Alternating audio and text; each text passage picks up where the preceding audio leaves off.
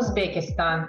I work at radio as a news producer, as a RJ, morning RJ, anchor woman. I had my own social programs, and I decided I should be here in Swansea. Thank you, because I discovered myself, and I'd like to tell everybody that you are the biggest surprise for yourself.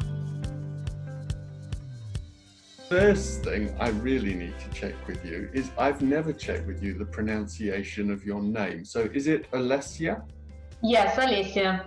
Olesya. So Olesya, we had the very fortunate meeting during one of the university's events. But before we get there and what you're doing here in Swansea, can you introduce yourself? Tell us a little bit about yourself, where you're from, and sort of the circumstances that have brought you to Swansea.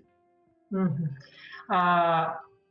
As you know, my name is Olesya and I'm from Uzbekistan. When I tell that I'm from Uzbekistan, people say, where is it? So it's, let's explain, yes, it's more easy to explain, like it's between Russia and Afghanistan, because mostly people know about Russia and about Afghanistan. I work at radio as a news producer, as a RJ, morning RJ, anchor woman. I had my own social programs in Uzbekistan, and sometimes it was very difficult because we have some restriction for freedom of speech.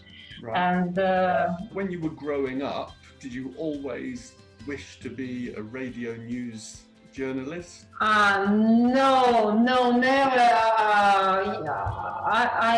To be honest, during my childhood, I always imagined that I should be a teacher. Yes, and I worked as a teacher. I worked in Russia as a teacher, and I worked in my country as a teacher. I studied in Moscow Pedagogical University, and yes, and then one day I decided that I need the other education, and I decided maybe journalism, and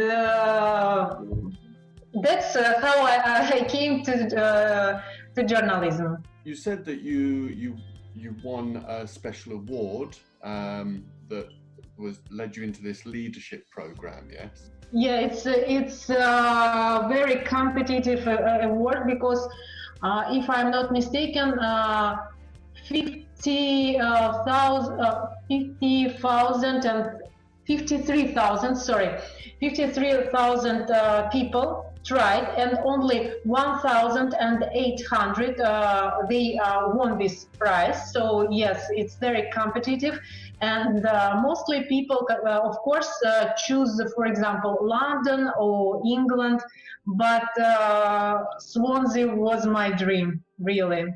So tell us why Swansea was your dream. When I looked for and I saw Swansea University, and Swansea, what does it mean? And I knew that Swansea is a city, and the city with this amazing name cannot be bad for me. And I decided I should be here in Swansea. And when I came, I understood it's really amazing, miracle place. You are so lucky to live here, really. I enjoy with all my heart. I love Swansea. I write about this almost every day, and I'm so grateful for this amazing city. And when you arrived in Swansea, though, back in the autumn, I mean, we had week after week after week of rain, and yet there you were on social media out dancing in the rain. You have such a positive outlook. It's fantastic. Yeah, you have you have very much rain if we compare with my country, but in comparison to my country, our rain is very cold and gray. And here you have I think 4 or 5 different types of rains. Yes, and here you have no gray colors. To me, you have no gray colors, and it was one of the biggest surprise because in my country I always thought that the UK is very gray country. No, I can't say about whole UK, but here, no. And the university itself, how have you found Swansea University? I enjoy university very much. I enjoy our lectures because they are really professionals. Have you found that your studies here have given you what you were searching for? Yes, Yeah. yes, because I have one small dream to write a book about journalism in Uzbekistan. We have many changes in journalism right now, and it's good changes. So maybe next time we will talk about my book. Who knows? You can have your very own book signing in Swansea. When you were coming to Swansea University, I don't imagine for a moment that you could have dreamed you would be in a different country in the middle of a global pandemic. And I imagine that's been quite difficult at times for you. But how have you found the whole experience for you here in Swansea during this time? We had panic because our families, my mother, for example, she's far from me, and I cannot help her. And we have no any flights, and the borders was our borders were earlier than yours, and we hadn't any flight. And I always thought about my mom, about my friends, and I was under panic about maybe 1 week. And then we decided to wake up very early and walked.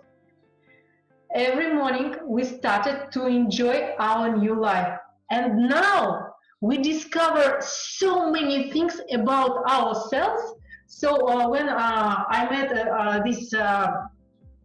these quotes from Pablo Picasso, everything you can imagine is real. And if you imagine that this is a real happy time for you, it will be a happy time for you because you are the only artist of your own life.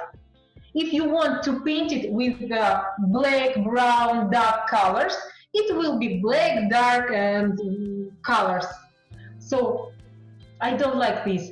And what we do every day? Every day we have some different tasks for us. For example, one day, I'm not sure, could I, yes. Yes. I never ever done it before. It's true. But now I started to draw. I started to make dress, and yes, I never ever done it before. And I'd like to say this lockdown, thank you, because I discovered myself, and I'd like to tell everybody that you are the biggest surprise for yourself. So sorry, maybe my view is different, and I know this is very hard time for people.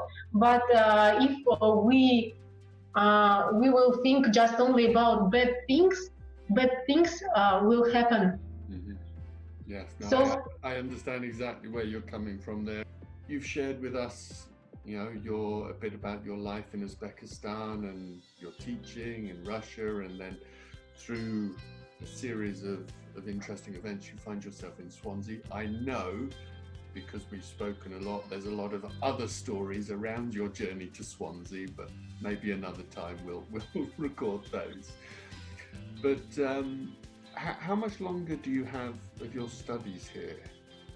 Our study lasts 1 year. It's master's degree, so it's just only 1 year. And in September we will finish. Hope with good marks. As a whole year we have very good marks, and then I will continue to live here, maybe about half a year. It's according to our visa, and hope I will return. To be honest, I really love this city. So I'm going to really embarrass myself now and ask you to tell me how I would say goodbye in Uzbek. Khair. Hi. Oh, Khair. yeah? Hiya. Khair. Say again? Khair. Ka, yeah? No, ha. Hiya. Khair. Hiya. Khair. Yeah. It's in Uzbek, yes, and in Russian it's до свидания. All right. Well. Okay, but in Uzbek it's khair. Thank you, Olesya, for joining us, and I should throw in Diolch yn fawr as well there. So, okay, thank you very much. Look after yourself, and I'll be in touch.